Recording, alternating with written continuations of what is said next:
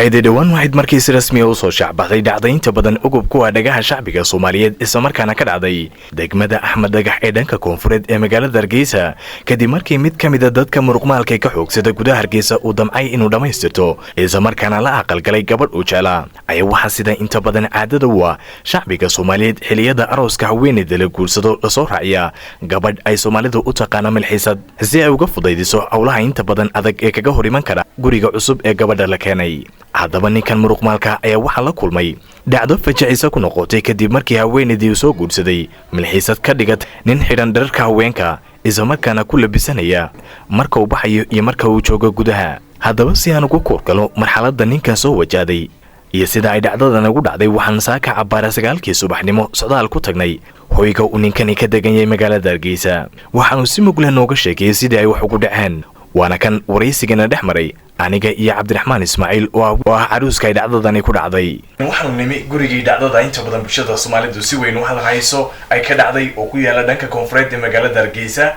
agaarka garoonka weyn Hargeysa Stadium. Cabdiraxmaan waa wiilka dhacdadani ku dhacday. Cabdiraxmaan bal ugu horeyn nooga waran si kugu dhaceen. marka hore anigu gabadhna guursaday gabadhan ayaan guursaday anigu marka hore waxaan guursaday anigu gabadh aan doonayaan guursato gabadh reerkariso gabadh caadi noqotay ayaan guursaday kadibna khiyaamay igu samaysay oo nin bay soo kaxaysatay ka soo kaxaysatay gurigooda kadibna wuxuu la noolaa muddo 20 cisho kadibna waxaa fashilisay markaa hooyadii oo ka daba timi gurigii timi oo doonaysa ayaa noo timi waxaa jiina kayga Cabdiraxmaan maaragtay Cabdiraxmaan ma garanayna waan ku niyay inama la joogtay la ilaa Ismaaciil la yiraahdo la joogtay 20 cisho kadib markaa way soo yarteen oo gabadhii islaantii doonaysa ma fashilisay iyagu ma fashilisay kadib markaa nin dhacday maxaa dhacay nooxti dewa aan gabadhii weydiinayna waxa jiray waa nin oo nuugay wax nin la joogni yahay oo nuugayna ma garanaysa waxaan isla ma qorin markaa sida kadib labadoodii waan soo xidhnay saliga iftiimaan ku xidhnay kadib deetana saliga iftiimaan ku xidhnay arintii reerkoodii iyo dadkoodii wax u dhaqaaqay waxna la hadlato ma arag oo way naga fadhiisteen oo ay soo garanaysaa saliga nala xalin lagu yidin kadibna markaa waxaan u aragnay inay ma reerkoodu nagu tala galeen inay noo soo raaciyaan gabadha ninkan aanu ka fadhiisanay aanu ka doonanay inay ninkan noo soo raaciyaan ay reerkoodu nala noqotay oo bareereen markaas darteed halkaa arrintaas dhacday dhacdada fool xilbaan ayaa ku dhacday oo ku dhacday aniga ku dhacday markaa waxaan garanaysaa codsanaya ummadda islaamka ah in dhacdada aynkaas ay ku dhacday laga soo caawiyo magaranaysaa waxaan kaloo ka codsanaya arrintan in culimaa diinta iyo wasaaradda diinta iyo waqaafta iyo odayaasha dhaqanka iyo cid walba ay eegto arrin hore u dhacday maaha arrin dadka ku dhici jirtay maaha hablana weligeed baa la kala guursan jiray markaa aniga qalbi jabay igu noqotay oo arrin xun dhacdo xun igu dhacday ayay noqotay markaa arrintaa in la eego diinta wasaaradda diinta iyo waqaafta anay ka dhigaaday in hore maana arag cid neegtamka muddada bishaa iyo dheeraadkaa arrintaasi dhacday cidna oo timaadana maana arag markaa waxaan ka codsanaynaa in nala eego arrintaa. Cabdiraxmaan adigu maxaad ka shaqaysaa? anigu markii hore waxaan ka shaqayn jiray roodhida iyo mafada kariyo ma ku qaadi jirtay? kariyo ma ku qaadi jiray dukaanada dib ugu qiimin jirtay? dukaamada qiimin jiray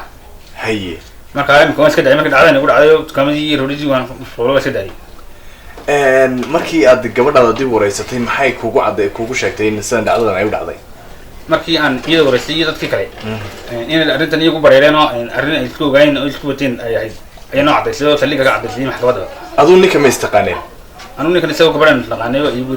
la socon jiray isagoo gabadhaad ninkan istaqaaneen markii hore? isagoo gabadha uu la socon jiray hortiina isagoo gabadho qof dumara wixii xidhan dumarkaas way xidhan jireen ayuu noo iman jiray oo dirac iyo daladii xidhan iyo daladii labiskii dumarka oo dhan xidhan ayuu noo imanayay. haye kadib markii dambena wuxuu anigu diyaarumay guuray inaan aanu walaalanahay inaan noo shaqaysa ayaan idin keenaya idinka malxisaya. marka adigu kugu yidhi shakhsiyan?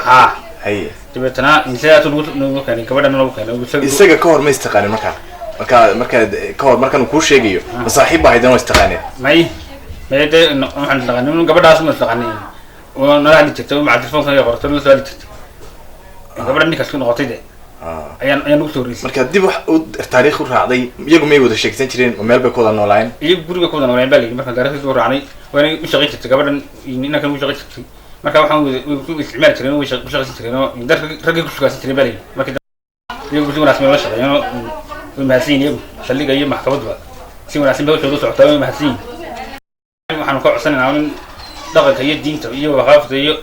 culimadu wuxuu baa nagu yimaadaan oo arrintan la eegan arrin dhici jirtay maaha dadka u dhici jirtay waayo arrintan haddii la qaban waayo magaranaysayo hoos loo eegi waayo dad badan bay ku dhacsaayo iyo hablayo dee dumar iyo gaasa dumarku dee in dhamaan in guursadaan ayay noqonaysa haddii la qaban waayo dhanka kalena waxaa noo suura gashay mid ka mid ah hooyooyinkii isla jaarka la ahaa cabdiraxmaan oo nooga xog warantay marxaladihii 22 cisho ee guriga cabdiraxmaan jiray ay kala kulmeen labada haween ee milxiiska iyo caruusada isku ah inanta asmacoodey baa loo walaalo